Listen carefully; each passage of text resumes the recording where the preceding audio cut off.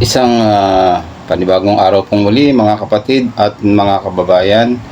At muli po ako po ay bumabati sa ating pong mga kapatid, sa ating mga kababayan sa Luzon, Visayas at Mindanao at sa iba't ibang panig ng mundo. Ano po, sana po ay nasa mabuti po kayong kalagayan. At bago po tayo magumpisa at ipakinig po sa inyo, ito pong si Sangkay Janjan, ano po, ay wag po ninyong makalimutan na kayo po ay share, mag-subscribe at mag-like po dito sa ating munting channel. Ayan. At ito pong ating pag-uusapan, ito po ay tungkol po sa ating Vice President. Yan, ang ating pong Vice President ay mismo sa kanyang bibig, ano po, ay nahuli siya. Ayan, ito po yung atin pong pag-uusapan ngayon. Natin nyo pong siyang pakinggan. Ano po? Statement. At ang statement na ito, mga sangkay, hindi ko alam kung aware dito si VP Sara sa kanyang sinasabi. Kasi, kumbaga sa Bisaya ba, pataka. Patakara. Kasi, mismo sa kanyang sariling bibig, lumabas itong mga salitang hindi dapat lumabas, mga sangkay. Ito, panoorin po natin. Talaga ang 20 pesos na bigas. Ulitin natin, ha? Posible talaga ang 20 pesos na bigas. Imposible talaga ang 20 pesos na bigas. Pero pwede siya. Hindi ko lang i-share sa inyo kasi ayaw tutulungan. Imposible. Actually, naguluhan ako doon, mga sangkay. Hindi ko alam kung nantitrip lang si Vice President Sara sa kanya mga sinasabi. Sa akin naman po, mga kababayan, ang nakikita ko naman po yan, kaya niya sinasabi yan, gaya po ng sinabi ko nung una doon sa aking panganaunang vlog. Kaya nasasabi yan ng ating Vice President, ano po, na dati kanyang sinisiraan at ngayon naman posible at kayang araw, ano po, kasi nakikita niya na po siguro yung mga ginawa, baga yung mga plano nito pong si Pangulong Bongbong Marcos, kaya niya siguro ngayon nasasabi yan. Pero nung una, malabo po yun. Hindi po ako naniniwala doon. Sa pananaw ko po yun, sa akin pong pananaw. Ano? Kasi, nung una talagang nasaan na, gano'n, kumbaga, nabudol, gano'n na kasi lang kanilang sinasabi nung mga nagdaang mga araw, ano po. Ngayong naisakatuparan at pinahinto muna ng COMELEC pansamantala dahil nga po ito ay magagamit daw ng mga politiko, kaya pansamantalang itinigil. Ngayon, itong ating Vice President, meron siya ngayon sinasabi na kaya daw, pero ako hindi po naniniwala doon, po, sa aking pananaw. Kaya niya sasabi ngayon yun na kaya, dahil alam niyang magagawa talaga nitong ating Pangulong Bongbong Marcos. Tuloy po natin. Hindi niya alam kung anong gagawin. Hindi niya alam kung anong gagawin para po sa 20 pesos na bigas. Tanging isang matalino lamang ang makakagawa niyan, walang iba, kundi isang Marcos lamang ang makakagawa niyan. To be honest, mga sanggay, ngayon lamang po ako naka-encounter ng ganong katalinong presidente na nakagawa po na nakapagpababa ng presyo ng bigas. Imagine niyo to, ito lang para po sa inyong kaalaman. Ang bigas po natin, sobrang taas. Lahat ng mga naging pangulo sa ating bansa, wala pong nakagawa na mapababa ang presyo ng bigas. Kasi more on, para po siyang hagdan. Every year, tumataas ang tumataas. But for the first time, nagawa po ni Pangulong Bongbong Marcos. Hindi pa po natin pinag-uusapan yung 20 pesos na bigas na tinutukoy ni VP Sara. Ang tinutukoy po natin ngayon, mga sangkay, yung pagbaba ng presyo ng bigas sa mga palengke.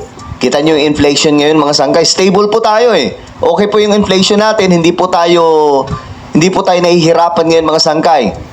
Okay? Dahil bumaba. Ngayon, ito.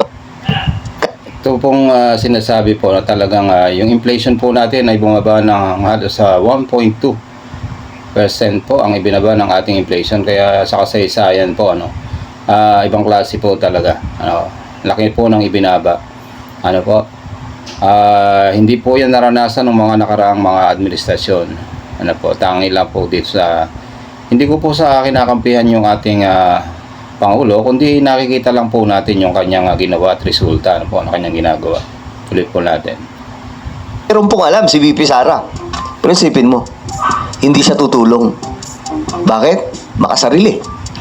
Kasi ang iisipin dapat natin, lahat ng leader, ganito dapat mag-isip. Kung talagang tapat ka sa pagiging leader mo, pagiging public servant mo, di baling wala ako, ang mahalaga, ang sambayan ng Pilipino.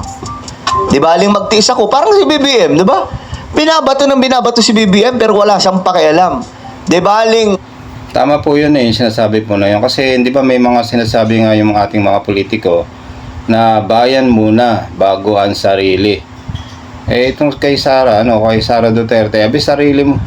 Sinasarili po niya sa halip na ipaglingkod sa bayan, na kanyang ipinangako naman nung siya ay tumatakbo bilang vice presidente.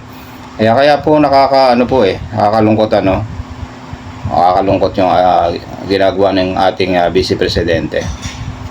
saluhin niya lahat ng putik, lahat ng mga paninira, ay importante mabigyan ng maganda at magaan na buhay ang Pilipinas. Pero si VP Sara iba, mga sangkay. Ngayon, ito yung sagot. Huwag naman po sana maging asal bata ang Vice Presidente. Lumalabas ang tunay na kulay ng Vice Presidente. Ayun na. Lumalabas ang tunay na kulay. Ibig sabihin nun, hindi po siya fit na maging presidente kung ganito. Biruin mo, dahil lang, let's say, alam niya talaga, di ba? Kunwari, sakin na natin, sige. Kunwari may alam siya paano mapabuti, mapagaan ang buhay ng mga Pilipino. Pero ayoko sabihin.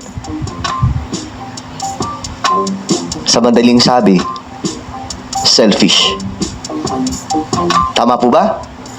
Ganito ba natin? Ganito ba ang quality ng leader ang gusto natin sa darating na 2028? Guys, hello. Wake up. Ako Save time, work smarter, and get the job done effortlessly with the 2025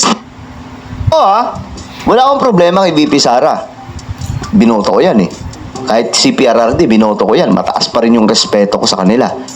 Pero magiging totoo na po tayo. Hindi ganito ang leader na kailangan.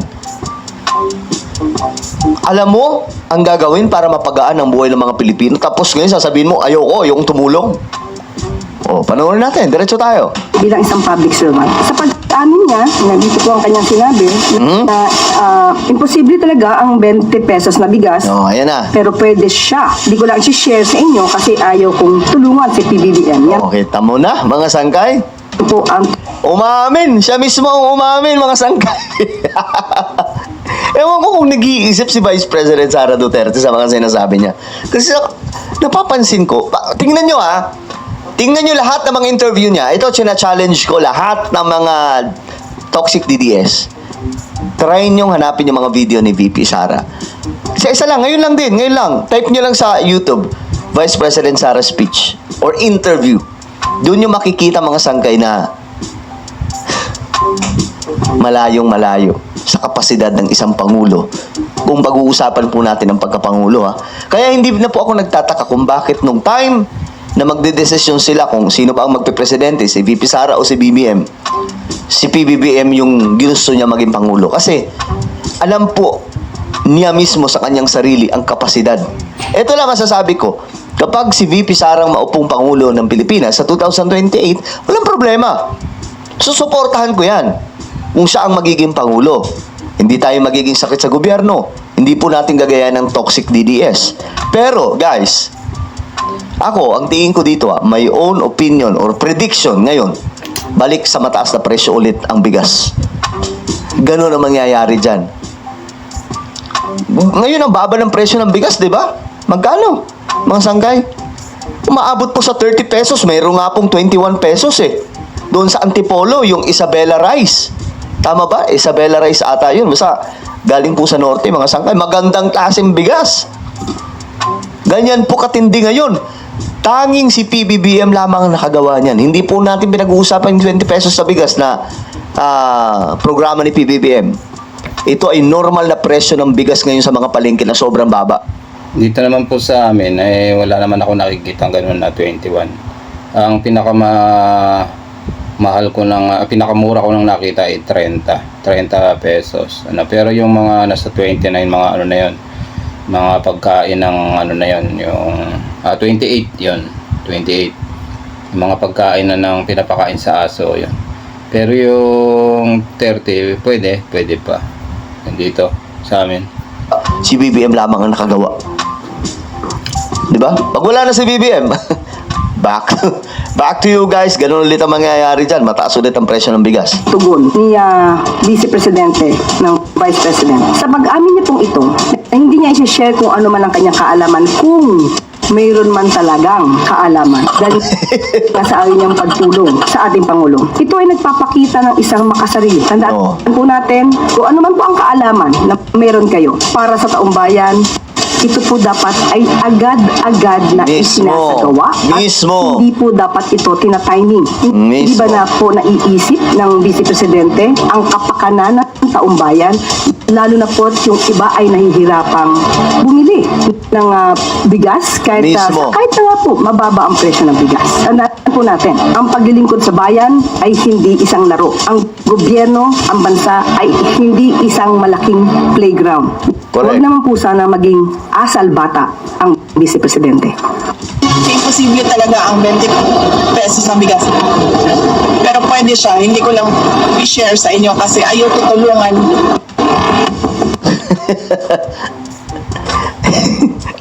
Hindi ko alam kung nag-iisip. Yan po yung ating pong napakinggan. Kumbaga parang matatawa ka na lang po rito sa ating Vice Presidente na hindi niya sasabihin dahil ayan tumuwang kay Pangulo. Ewan ko lang hindi naman si Pangulong Bongbong Marcos ang dun. Yung mga mamamayan na kanyang pinangakuan na kanyang pagsisilbihan. Hindi po ba mga kababayan? Bahala na po kayo dyan na comment po sana po ay na inyo pong nagustuhan ito pong ating naging topic ngayon at sana po ay wag po kayong magsawa at sana po ay mag-like at mag-share po kayo at ganun din po mag-subscribe. Madali lang po yan. Hanggang yan po mga kababayan at muli po, gaya po ng aking sinasabi na sa araw-araw po na dumaraan sa ating buhay, huwag po nating kalilimutan na magpasalamat sa Diyos na lumalang. Babay po.